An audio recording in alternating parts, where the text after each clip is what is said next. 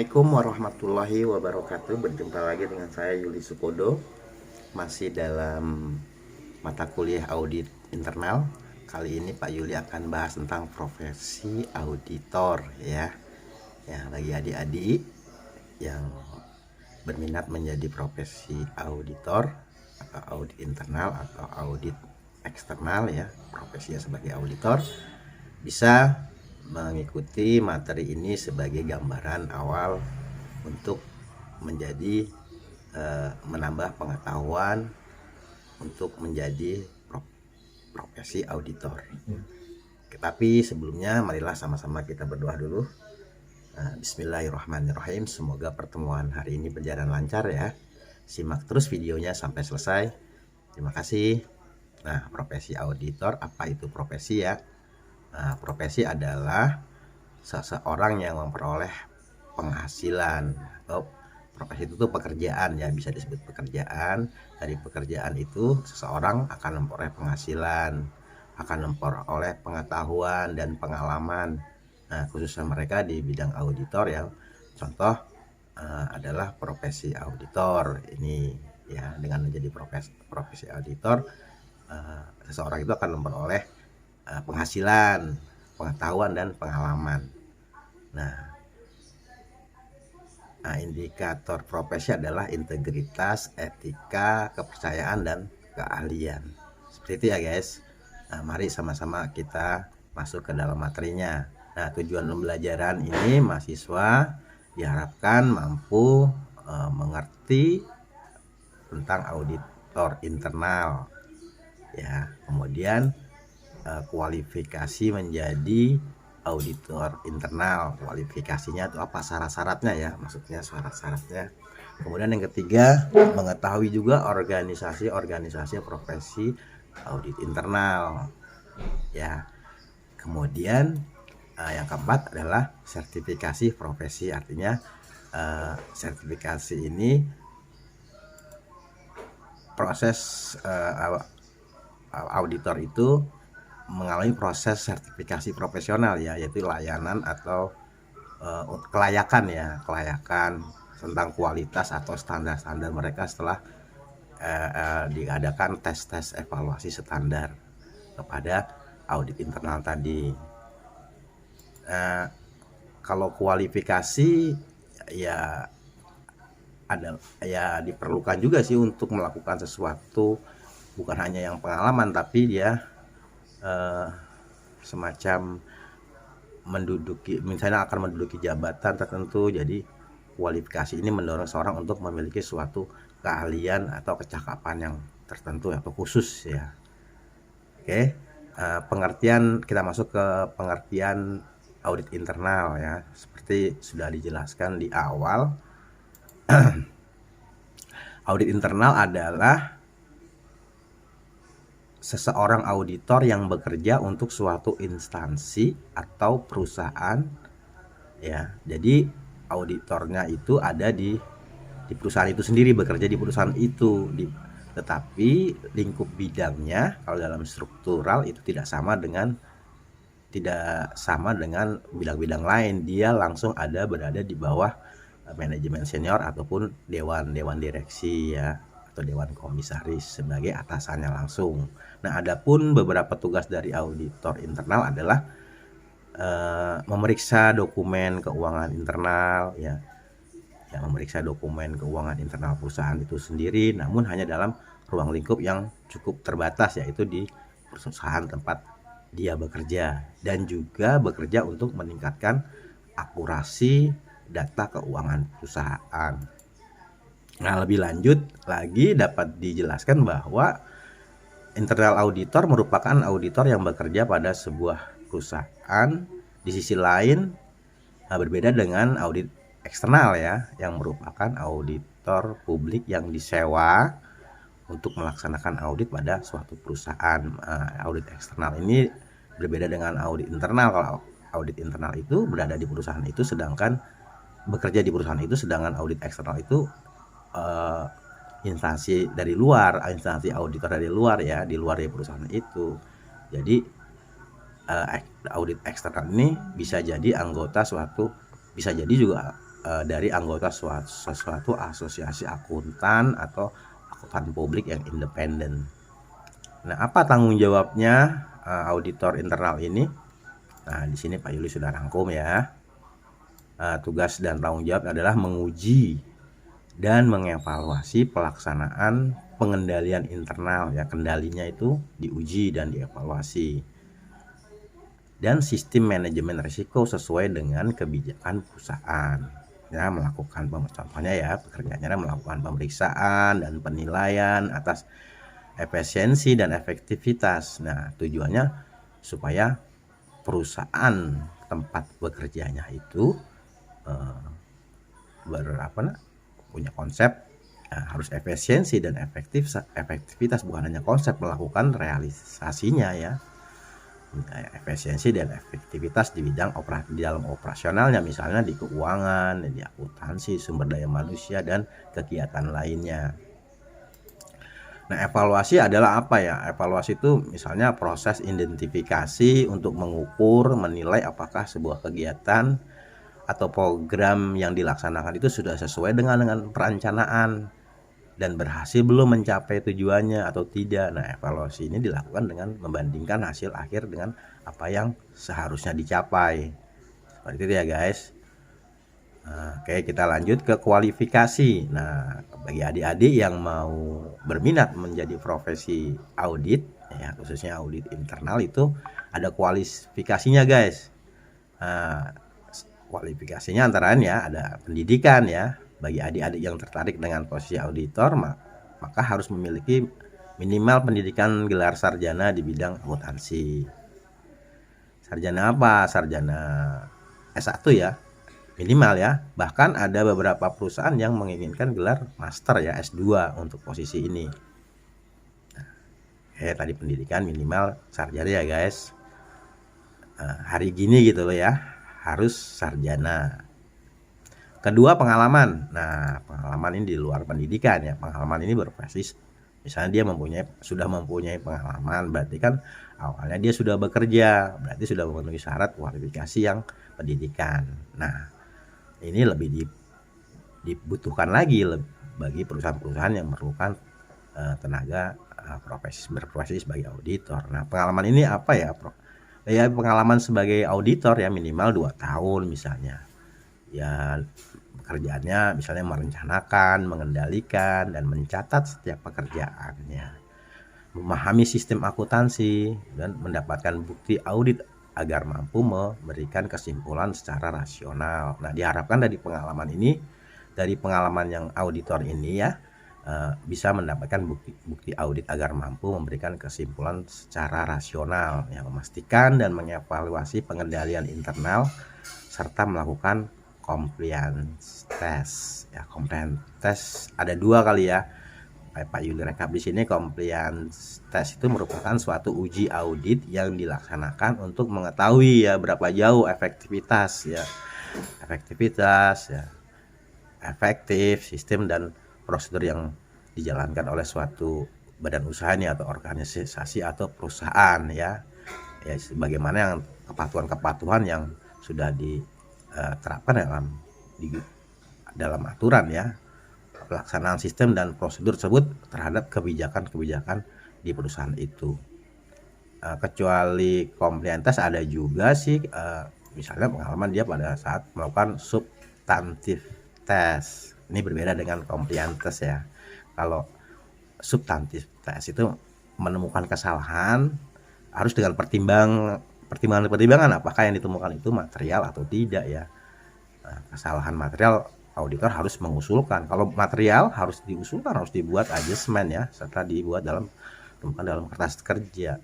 Maksudnya material atau tidak tuh tingkat kewajaran ya. Misalnya kalau nilainya 1 miliar, ada kekurangan misalnya 100 rupiah, itu saya pikir tidak material. Tapi kalau nilainya 1000 ya, ada kekurangan 100, nah itu jadi material. Pengertian seperti itu ya guys, artinya yang berdampak atau tidak gitu ya. Ya, nanti kita bahas di video berikutnya tentang materialistis audit ya. mana yang bisa diangkat sebagai temuan, mana yang tidaknya ada di pelajaran audit ya. Kemudian setelah tadi pendidikan pengalaman, ada Potion. Potion ini sejenis hobi tapi agak berbeda ya guys.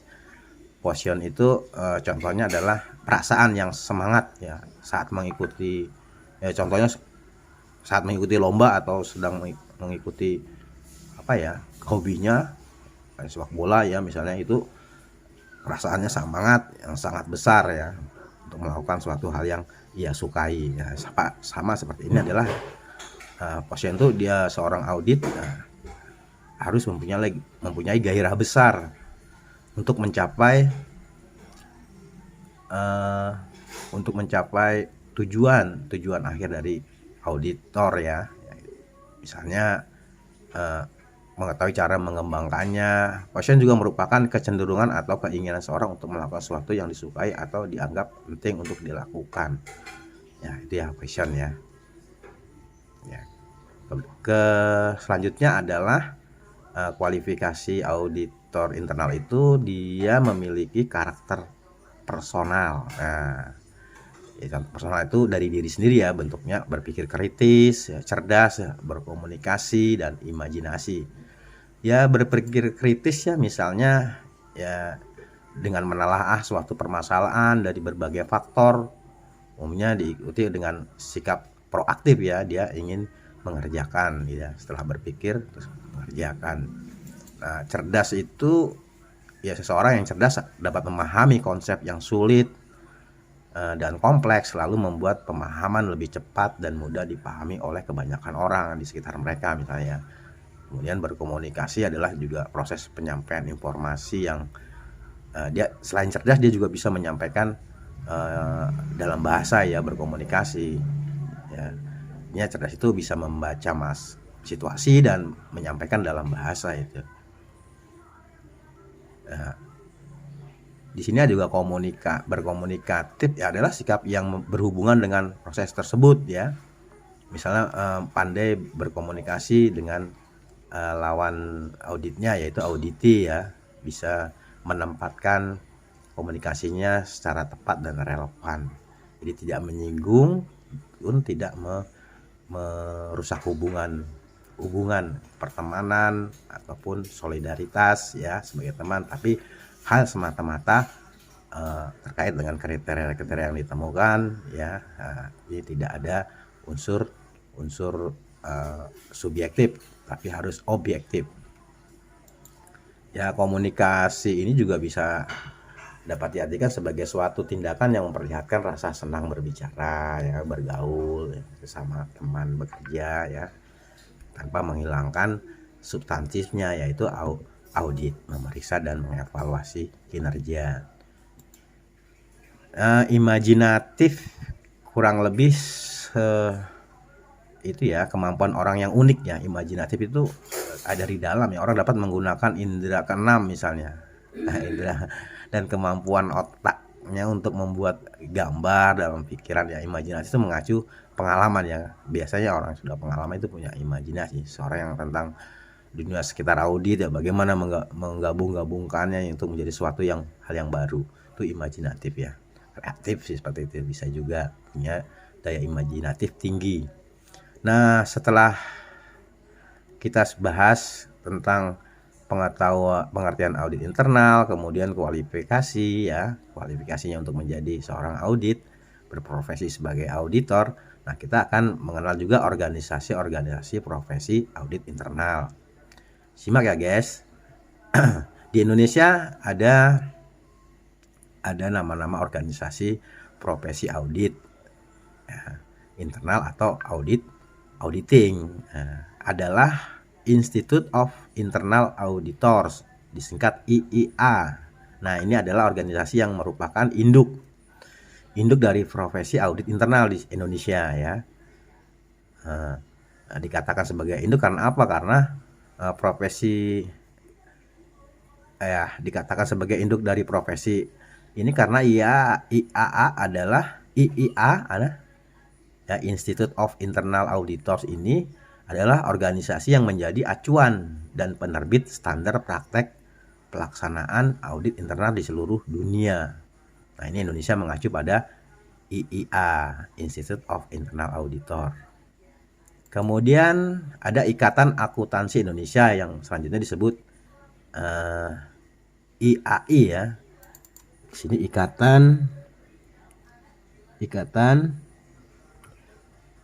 Ikatan Akuntansi Indonesia. Nah, adalah organisasi profesi yang menaungi seluruh akuntan di Indonesia ya. Sebutan IAIA dalam bahasa Inggris adalah Institute of Indonesian Chartered Association ya. Kalau di bahasa Inggrisnya ini, tapi kalau di bahasa di Indonesia sendiri sebutnya IAI ya, Ikatan Akuntansi Indonesia.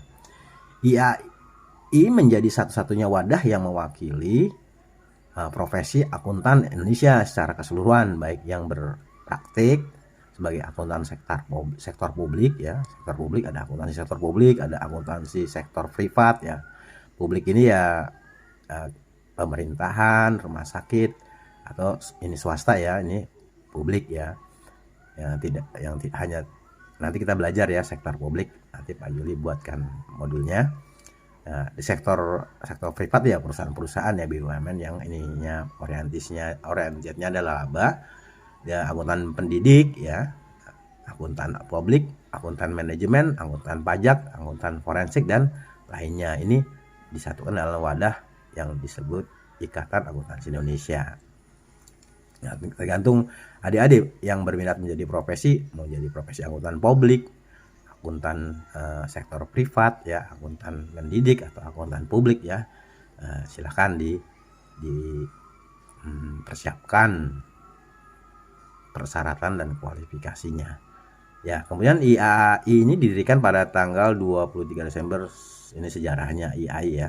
Nah, dengan dua tujuan ya IAI ini ya, Ikatan Akuntansi Indonesia ini didirikan pada tanggal 23 Desember 1957 ya, cukup lama ya. Membimbing perkembangan akuntansi serta mempertinggi mutu pendidikan akuntan dan mempertinggi mutu pekerjaan akuntan. Oke.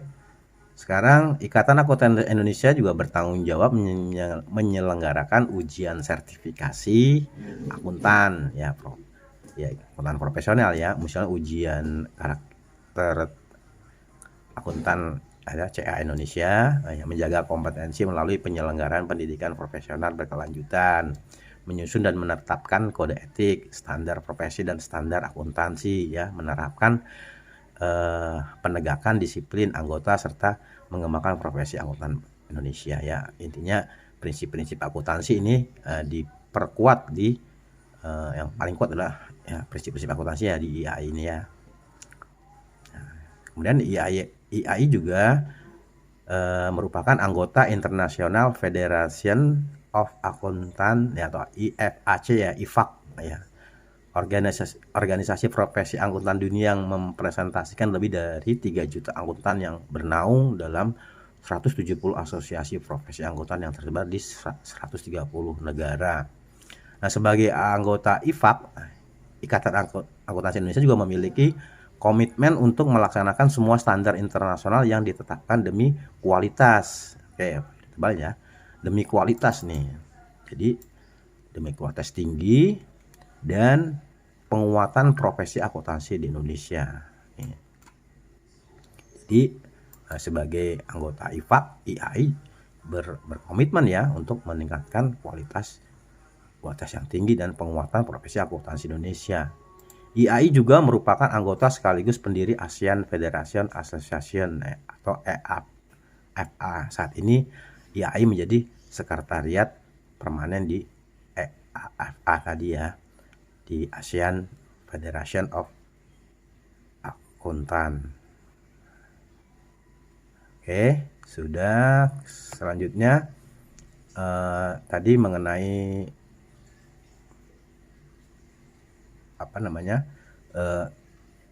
organisasi profesi akuntan ya, audit. Nah, kemudian kita masuk ke sertifikat profesi. Kita mengenal beberapa sertifikat si profesi ya.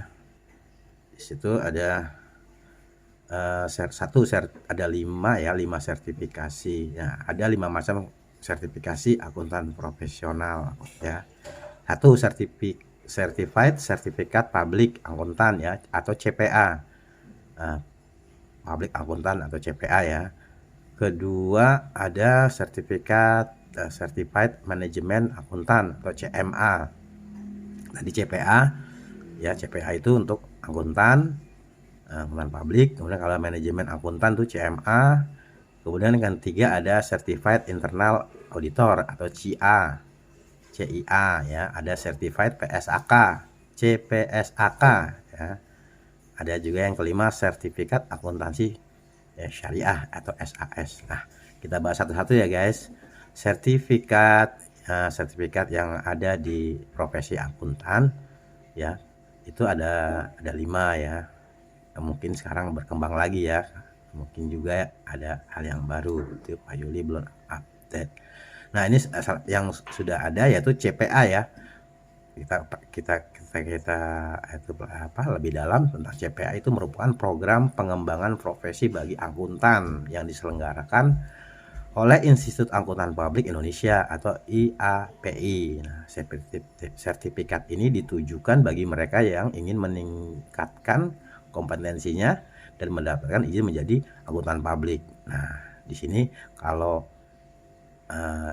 mau punya sertifikat CPA ya, itu diselenggarakan oleh Akuntan Publik Indonesia ya, Institut Akuntan Publik Indonesia ya. Ini ayo ditebalin, ini adalah organisasinya yang menyelenggarakan penerbitan sertifikat CPA ya. CPA ini ya untuk akuntan publik ya, untuk izin untuk menjadi akuntan publik. Nah, ini harus punya izin CPA, dan yang menyerahkan adalah IAPI ya, Institut Akuntan Publik Indonesia. Nah, kemudian ada yang kedua ada Certified Management Akuntan ya, ada CMA. Nah, sertifikat ini diberikan kepada profesi akuntan manajemen yang bekerja di sebuah perusahaan ya, dikeluarkan oleh institut ini dari Australia, nah, Institute for Certified Management Accountant. Nah, ini ada ICMA ya, ini berada di Australia, ininya penerbitnya, penyelenggara certified ini. Dari Australia, mungkin di Indonesia juga ada ya, ada perwakilannya. Kemudian yang ketiga ada Certified Internal Auditor atau CIA. Ya, ini yang sedang kita bahas ya guys. Nah, CIA itu merupakan satu-satunya sertifikasi di bidang audit internal ya, untuk khusus audit internal ya. Jadi harus mempunyai sertifikat, didukung oleh sertifikat CIA ya, yang diakui secara internasional yang dikeluarkan oleh The Institute of Internal Auditors atau IIA ya. Ini penerbitnya apa yang menyelenggarakan sertifikat CIA adalah ini ya, The Institute of Internal Auditor. Nah, sertifikat CIA ini merupakan pengakuan atas kompetensi dan profesionalitas dari para auditor internal yang memilikinya. Nah, ini bukti kalau dia berprofesi yang berkompeten di bidang audit internal, dia harus mempunyai sertifikat CIA ini ya guys. Ya, biayanya bisa lihat mungkin sekarang sekitar 6 jutaan ya guys, biaya ini mendapatkan sertifikat ini. Melalui tes juga ya. Yang keempat adalah Certified PSAK, CPSAK. Nah, CPSAK ini merupakan sertifikasi profesional akuntan yang dikhususkan pada akuntansi yang atas pemahaman penerapan standar akuntansi keuangan. Nah, oleh sebab itu penyandang gelar CPSAK ini akan memiliki keunggulan kompetitif ya, dan nilai yang lebih dalam profesi akuntan saat ini. Ya, biayanya sekitar 6,5 jutaan ya kalau untuk memiliki CPSAK ini. Mengikuti tesnya yang standar, kemudian bisa setelah dinyatakan lulus bisa mendapatkan sertifikat CPSAK ya. Nah, organisasi-organisasi profesi, Pak Yuli buatkan flowchartnya atau namanya struktur organisasinya ya. Nah, ini misalnya organisasi profesi ya, ada dibagi menurut punya ini cabang organisasi profesi itu ada nasional itu yang ada di Indonesia, kemudian ada yang internasional yang ada di internasional luar negeri ya. Kalau yang ada di internasional itu The Institute of International Auditor ini. Nah, kita bahas yang di dalam negeri dulu ya guys. Yang nasional itu dia mempunyai Forum Komunikasi Satuan Pengawas Internal di sini. Ya. Kemudian dia juga membawahi Perhimpunan Auditor Internasional Indonesia. Ya. Yang ketiga ada Asosiasi Auditor Internal atau AAI ya, Asosiasi Auditor. Nah, ketiga ini ada di dalam negeri ya, nasional yang diterbitkan oleh Indonesia. Nah, kalau yang di luar tadi The Institute of International Auditor. Baiklah, kemudian terkait dengan sertifikat profesi ya, ini sertifikat profesi ini bagannya ya guys. Profesi bertujuan untuk memastikan, maksudnya sertifikasi profesi apa Pak Yuli? Ya dia karena kalau memiliki sertifikasi profesi itu karena dengan memiliki sertifikasi profesi seorang auditor ya, seorang audit akuntan ya, itu tujuannya untuk memastikan ya kompetensinya seseorang yang telah didapatkan melalui pembelajaran, melalui pelatihan maupun pengalaman kerja. Nah, sertifikasi ini biasanya diberikan oleh organisasi tadi ya. Kalau di Indonesia itu berarti masuk ke sini ya, yang dalam internasional ini. Ya. Diberikan organisasi dan asosiasi profesi yang mengetahui dengan pasti suatu kompetensi profesional dalam bidang audit atau akuntansi ya. Kalau bidangnya akuntansi ya, dia bukan profesi audit atau auditor. Nah, sertifikat ini bisa dari luar ya. Nah, tadi Qualified Internal Auditor QA. Ini siapa yang berhak memegang QA? Ini adalah profesi QA itu qualified internal audit ya, maksudnya ini profesi menempuh pendidikan dan pelatihan QA yang menggabungkan teori dan praktek nih. Materi pendidikan dan pelatihan QA ini dirancang supaya auditor internal dapat menyelami karakter yang diperlukan dalam menjalankan tugas profesi ya. Ini qualified-nya ya. Kemudian sertifikatnya adalah Sertifikat Internasional Auditor atau CIA tadi ya. CIA itu ya merupakan satu-satunya sertifikat di bidang audit internal yang diakui secara internasional. Ini maksudnya ya guys. Dikeluarkan oleh The Institute of Internal Auditor atau IIA. Nah, sertifikasi CIA ini merupakan pengakuan atas kompetensi dan profesionalitas dari para auditor internal yang memilikinya setelah melalui pendidikan, pembelajaran ya, pelatihan, kemudian lulus tes ya, dia mendapatkan sertifikat International Auditor CIA. Nah, CIA ini juga dapat didukung oleh salah satu sertifikatnya ya. Di sini ada 4 sertifikat yang bisa diperoleh menjadi auditor ya, menjadi auditor internal ya. Salah satunya ya ini ya, Certification Control Self Assessment atau CCSA. CCSA ini merupakan sertifikasi yang sangat bernilai bagi praktisi kontrol ya, praktisi kontrol ini ya. Self assessment sertifikasi ini mengukur pengetahuan calon peserta terhadap hal-hal penting dan fundamental